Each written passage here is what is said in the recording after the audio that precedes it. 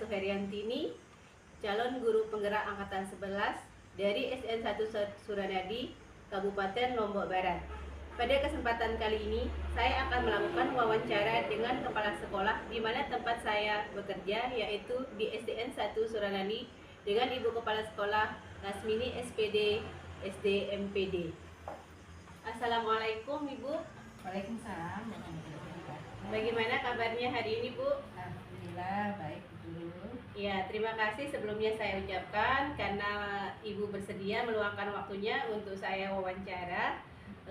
Baik Bu, hari ini saya ada tugas dari Pendidikan Guru Penggerak, yaitu akan melakukan wawancara terkait pengambilan keputusan di instansi atau sekolah yang Ibu pimpin. Jadi nanti ada beberapa pertanyaan yang saya akan tanyakan kepada Ibu. Apabila Ibu berkenan menjawabnya, silahkan dijawab. Tapi nanti kalau tidak berkenan, tidak apa-apa, tidak dijawab. Baik Ibu, untuk pertanyaan yang pertama di sini, selama ini bagaimana Ibu dapat mengidentifikasi kasus-kasus yang merupakan dilema etika atau bujukan moral yang ada di sekolah ini Bu? Baiklah. Jadi selama ini saya melihat masalah atau kasus itu dari sudut pandang moral dan hukum. Apabila kasus tersebut itu melanggar hukum, berarti sudah jelas itu antara benar melawan salah. Tapi jika masih dikatakan antara benar melawan benar, maka itu termasuk delima etika. Oh iya ya Bu, berarti masalah itu bisa dikatakan benar lawan benar kalau masalah tersebut adalah dilema etika. Baik Ibu, terima kasih. Untuk selanjutnya, selama ini bagaimana Ibu menjalankan pengambilan keputusan di sekolah, terutama untuk kasus-kasus di mana ada dua kepentingan ya Bu ya, yang sama-sama benar atau misalnya sama-sama mengandung nilai kebajikan.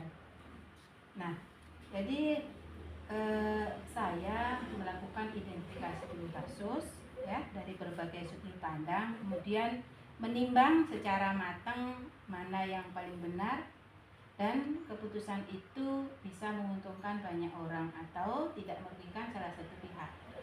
Iya ya Bu. Berarti langkah pertamanya itu identifikasi kasus ya Bu ya.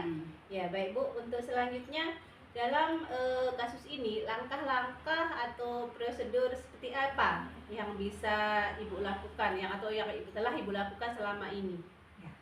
Jadi yang pertama tentunya menentukan penyebab permasalahannya dulu. Kemudian setelah itu menentukan juga siapa saja yang terlibat. Kemudian menanyakan kepada orang-orang terdekatnya. Kemudian berdiskusi dengan warga sekolah, kemudian setelah itu membuat beberapa solusi, keputusan, menimbang dari berbagai sudut pandang, dan yang terakhir baru mengambil keputusan. Iya, berarti pertama-tama Ibu menentukan penyebab permasalahannya hingga langkah terakhir yaitu mengambil solusi Bu ya. Baik Bu, terima kasih. Ada satu lagi.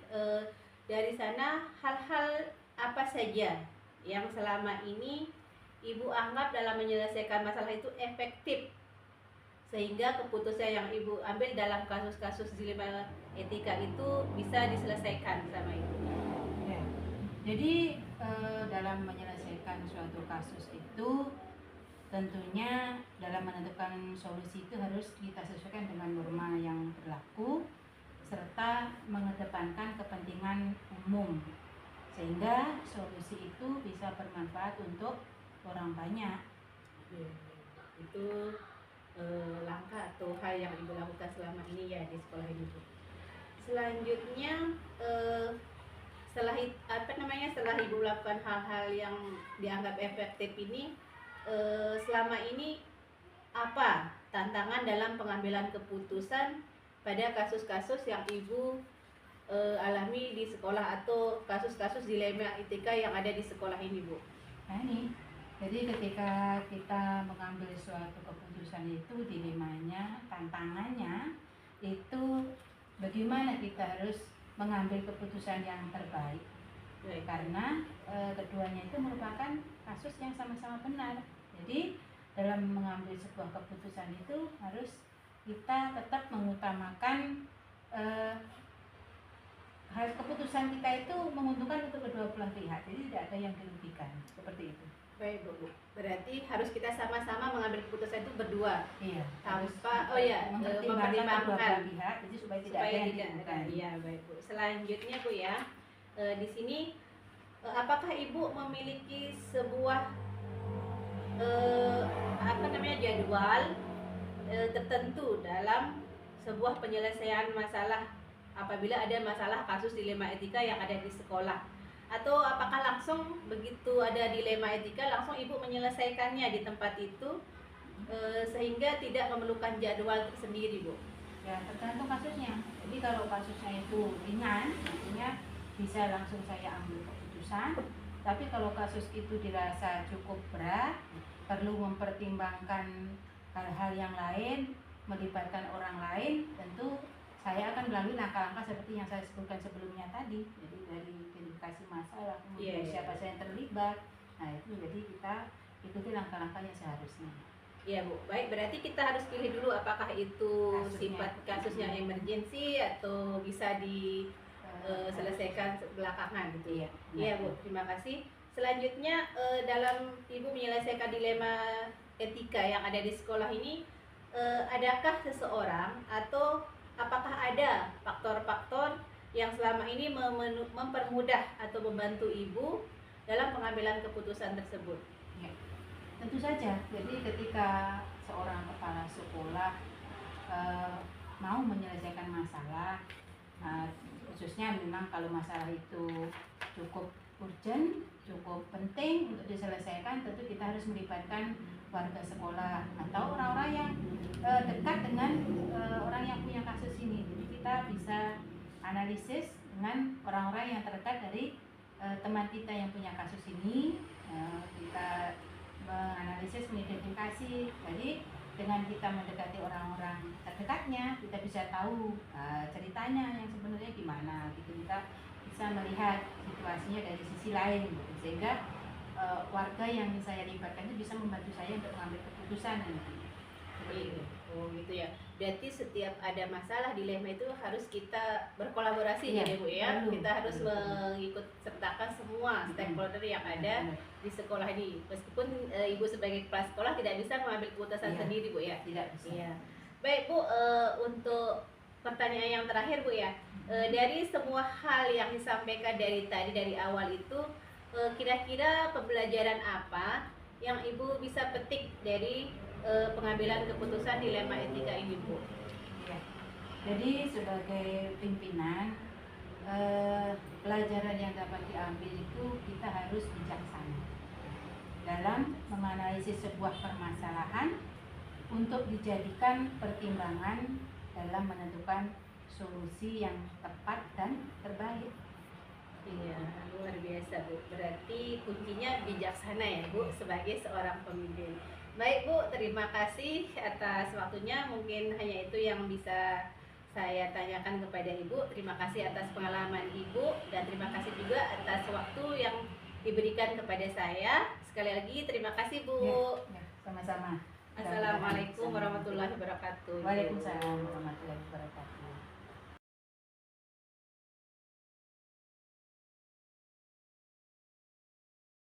Assalamualaikum Bapak. Waalaikumsalam warahmatullahi wabarakatuh. Gimana kabarnya Bapak hari ini? Alhamdulillah sehat walafiat. Ya, sebelumnya saya ucapkan terima kasih Bapak karena telah diberikan kesempatan untuk mewawancari Bapak seperti apa yang saya bilang kemarin di WA. Apakah Bapak bisa diwawancara hari ini? Saya ucapkan terima kasih lagi. Tugas ini adalah tugas wawancara, di mana tugas saya dalam mengikuti kegiatan pendidikan guru penggerak, di mana ini adalah tugas demonstrasi kontekstual pada modul 3.1, yaitu pengambilan keputusan yang ada di sekolah Bapak. Baiklah Bapak, dari ada beberapa pertanyaan yang ingin saya ajukan kepada Bapak. Apabila Bapak berkenan menjawab, silahkan dijawab. Tapi apabila tidak berkenan, tidak apa-apa dijawab ya. Baiklah Bapak, pertanyaan yang pertama, selama ini bagaimana Bapak mengidentifikasi kasus-kasus yang merupakan dilema etika yang ada di sekolah Bapak ini? Jadi begini Bu Guru, memang juga contohnya jangan sampai kan sudah ada seperti ini kita dapat sedikit. Jadi pertanyaan yang disampaikan tadi itu, jadi saya itu melihat bahwa kasus atau dilema atau etika itu di mana merupakan situasi yang terjadi ketika harus memilih dan memutuskan antara dua pilihan. Artinya dua pilihan yang kedua, pilihan itu benar secara moral, tetapi ketergantungan. Jadi sedangkan bujukan moral yaitu situasi atau keadaan ketika harus mengambil keputusan antara benar atau salah. Baik Pak, berarti Bapak harus pilih-pilih dulu ya Pak ya. Selanjutnya, pertanyaan selanjutnya, selama ini bagaimana Bapak menjalankan pengambilan keputusan di sekolah ini, terutama untuk kasus-kasus di mana ada dua kepentingan yang sama, sama-sama benar dan sama-sama mengandung nilai kebajikan Bapak. Jadi selama mengambil atau menjalankan sebuah keputusan di sekolah ya, khususnya di SD 2 Selat, jadi sebelum mengambil sebuah keputusan itu ada kasus atau dilema etika terlebih dahulu. Jadi dilakukan pengumpulan data-data. Jadi kita kumpulkan data-data siapa-siapa yang terlibat dalam permasalahan itu. Kemudian kita analisis benar salahnya itu. Jadi selama ini kita lakukan seperti itu. Berarti kalau setiap ada masalah untuk menyelesaikan masalah itu harus kita analisis Ya, dulu Pak. analisis Itu yang dulu. Bapak yang lakukan. Ya, Baik itu Bapak. kita lakukan selama ini di sekolah. Ya. Baik, selanjutnya langkah-langkah atau prosedur seperti apa yang sering Bapak lakukan selama ini? Jadi selama ini yang di SDN 2 Selat ini mengambil langkah-langkah atau prosedur yang saya ambil. Jadi langkah-langkah yang dilakukan itu seperti mengumpulkan fakta yang terjadi, kemudian menentukan siapa yang terlihat, menganalisis benar salahnya, jadi membuat alternatif solusi. Jadi kita membuat keputusan dan lihat lagi keputusan atau refleksinya. Refleksinya. Berarti itu langkah-langkah yang Bapak lakukan Ya. apabila mengambil keputusan dalam masalah dilema etika. Baik, terima kasih. Selanjutnya, hal apa saja ini selama ini yang Bapak anggap efektif dalam pengambilan keputusan kasus-kasus dilema etika yang ada di sekolah ini, Bapak? Oke. Jadi selama ini, jadi yang menganggap efektif dalam pengambilan keputusan itu, jadi ada kasus-kasus dilema etika itu. Jadi hal-hal yang paling efektif yang mengambil di SD 2 Selat ini dalam mengambil keputusan kasus dilema etika itu dengan menelaah siapa yang terlibat. Jadi sifat yang sangat urgen khusus dilema etika tersebut dan pengambilan alternatif yang kita ambil dalam sebuah keputusan. Iya, berarti harus ditelah dulu mana yang emergensi Ya. yang mana yang lebih penting itu yang Bukan. didahulukan dulu. Baik, selanjutnya hal apa saja selama ini salah satu tantangan dalam pengambilan keputusan pada kasus-kasus itu, tantangan yang dihadapi dalam Bapak mengambil keputusannya? Jadi hal-hal yang selama ini yang saya ambil yaitu tantangan dalam pengambilan keputusan dilema etika itu adalah masalah tersebut mempunyai nilai yang sama-sama penting, tapi karena ada yang didahulukan, juga adanya orang-orang atau atasan langsung yang terlibat, serta adanya peraturan-peraturan yang harus dipenuhi. Jadi tak kalah pentingnya menilai rasa yang diutamakan dalam situasi seperti ini. Baik, berarti rasa ya Pak ya. Baik, selanjutnya apakah Bapak memiliki sebuah tantangan atau mempunyai jadwal dalam menentukan dalam menyelesaikan dilema ini, apakah ada sudah terjadwal atau langsung menangani dilema etika yang Bapak Jadi selesaikan? gini Bu, jadi dalam pengambilan keputusan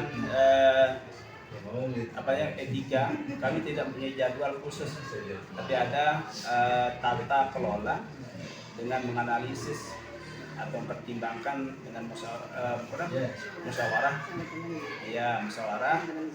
dilema etika yang ada baik secara formal maupun non formal. Iya, Itu yang kita berarti lakukan. sama-sama dimusyawarahkan Iya. dulu sama guru-guru yang ada di sini, Pak. Bukan Bapak saja yang mengambil keputusan sendiri. Itu. Baik, Pak. Terima kasih. Selanjutnya, apakah ada seorang atau rekan guru dan apakah ada faktor-faktor yang mempermudah Bapak dalam pengambilan keputusan ini? Siapa yang membantu atau faktor-faktor yang mendukung Bapak? Nah, jadi ada jadi faktor yang mempermudah untuk pengambilan keputusan pada kasus dilema etika adalah jadi orang-orang yang terlibat, nantinya orang yang profesional, artinya yang menghargai dan menerima keputusan atasannya langsung.